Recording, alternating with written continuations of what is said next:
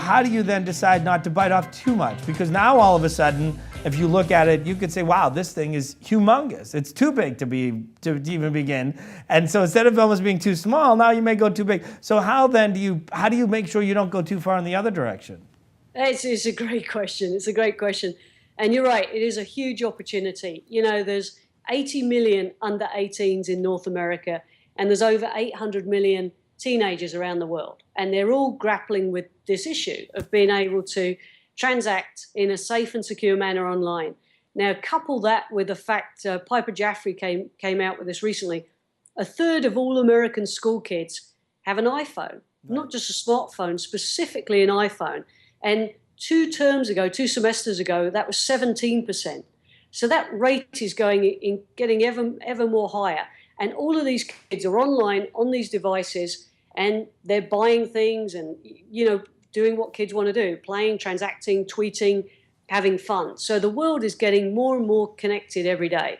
So there's a couple of things that we made a decision on. One was not to go outside of the United States this year. So I am, you know, you can tell I'm originally not from these shores, though right. I am a citizen now, but I am originally from England. But we made the discipline not to really market the company outside of the US. What's actually happened is some of our merchants are global. Some of the early merchants that have come on are global, so they are actually taking us out of the United States immediately. Now, the way we designed the technology, because I've been in technology for 20 years and we've always built global solutions, so it was designed to handle multiple currencies and multiple languages from the get-go. It was more of a marketing decision to go straight for the US market first. So that was a real key focus area for us.